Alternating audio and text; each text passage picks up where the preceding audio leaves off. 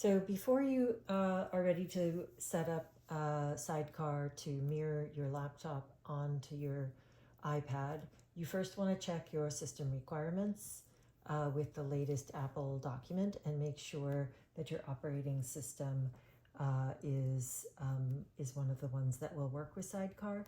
And then you want to check that your iPad or iPad Pro is one that will also work with Sidecar.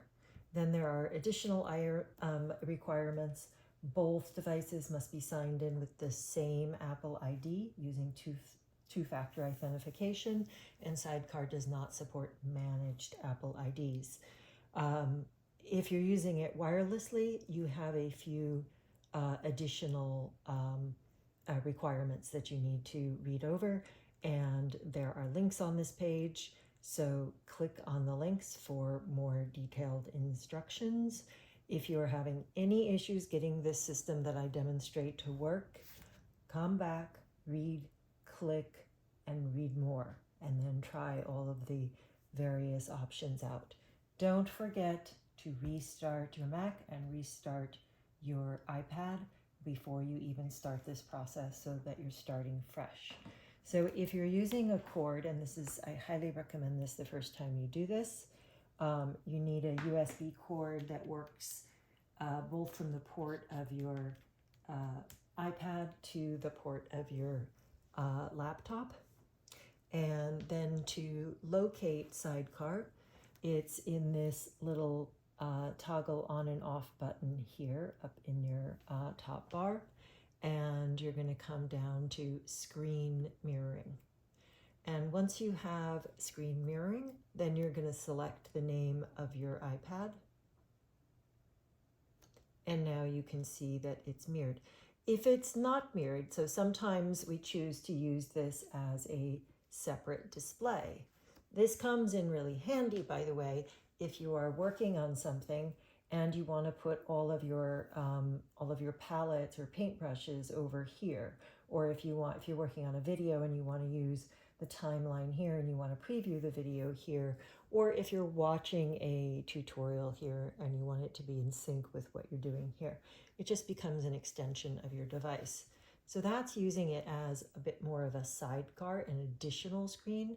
But what we want to do for being able to draw on a laptop-based application as opposed to something that is loaded directly onto the iPad is mirror the built-in display. So we want to click on mirroring.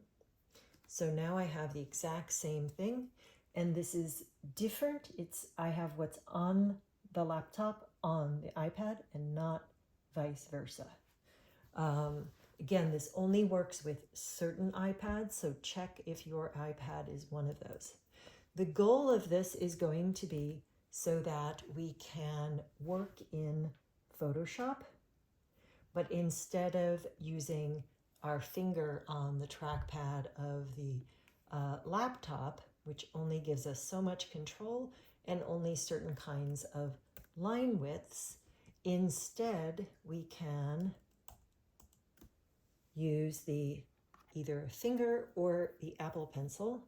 And when I draw with the Apple Pencil, as I press down, I get not only more control, but I can get different types of line widths. And then when I go into the tutorials, you'll see that there's also changes that can be made to the flow and the opacity as you're drawing.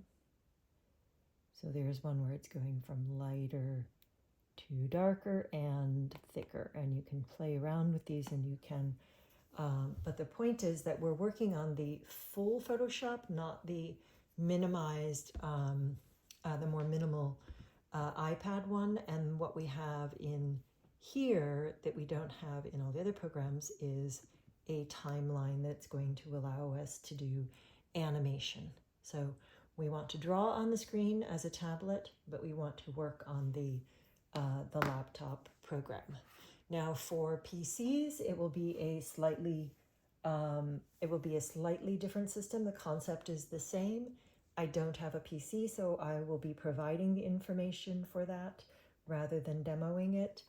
And if you are working with a graphics tablet, one that doesn't have a screen or one that is not Macintosh based, then that will be covered in a separate introduction, and the setup for that involves making sure some of the styluses for those tablets involve having batteries in the stylus. This one charges magnetically, and some of those require drivers. So this is how you set up Sidecar, and then if you need support, you go to the Apple website to troubleshoot how to use Sidecar. So Sidecar system requirements at apple.com.